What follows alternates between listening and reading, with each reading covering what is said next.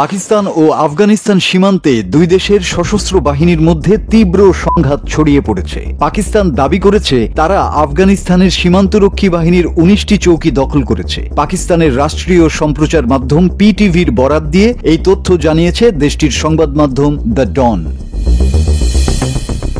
খবরে বলা হয়েছে, আফগানিস্তানের তালেবানের উস্কানিমূলক সীমান্ত আক্রমণের জবাবে পাকিস্তানের নিরাপত্তা বাহিনী আফগানিস্তানের সীমান্তবর্তী ১৯টি চৌকি দখল করেছে। নিরাপত্তা সূত্র দাবি করেছে, চৌকিগুলোতে অবস্থান নেয়া আফগান তালেবানদের হত্যা করা হয়েছে, বাকিরা প্রাণ বাঁচাতে পালিয়ে গেছে। তারা আরও জানায়, কিছু চৌকিতে আগুন ধরে যায়। পাকিস্তান সেনাবাহিনী তালেবানের মনোজবা ক্যাম্প ব্যাটালিয়ন সদর দপ্তর, জানদুসার পোস্ট, তুর্কমেনজাই ক্যাম্প এবং খারচার দুর্গ সম্পূর্ণভাবে ধ্বংস করেছে।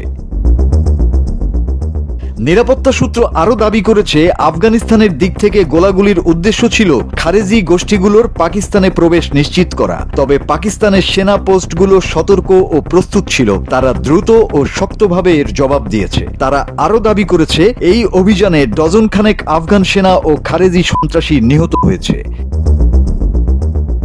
পিটিভি নিউজ কয়েকটি ভিডিও প্রকাশ করেছে, সেখানে আফগানিস্তানের সীমান্ত চৌকিগুলোতে গোলাগুলির দৃশ্য দেখা যায়। কিছু পোস্টে আগুন জ্বলছে। এক ভিডিওতে কুররম সীমান্তে আফগান সেনাদের পাকিস্তান বাহিনীর কাছে আত্মসমর্পণ করতে দেখা যায়। রেডিও পাকিস্তান আরও জানিয়েছে, পাকিস্তান সীমান্তের ভেতরে আফগানিস্তানের খারেজি ও আইএস এর শিবির ও লুকানোর স্থানে নির্ভুলভাবে হামলা চালিয়েছে পাকিস্তান। আফগান বাহিনী একাধিক স্থান থেকে পিছু হটেছে। আফগান বাহিনীর একাধিক পোস্ট ও সশস্ত্র ঘাঁটি বড় ক্ষতির মুখে পড়েছে। পাকিস্তানের পাল্টা হামলায় কামান, ট্যাঙ্ক, হালকা ও ভারী অস্ত্র ব্যবহার করা হয়েছে বলে জানানো হয়। অন্যদিকে স্থানীয় সূত্রের বরাতে জানা গেছে, সারা রাতের গোলাগুলির পর তোরখাম সীমান্ত ক্রসিং সম্পূর্ণভাবে বন্ধ করে দেয়া হয়েছে। সব ধরনের যাতায়াতও স্থগিত রয়েছে।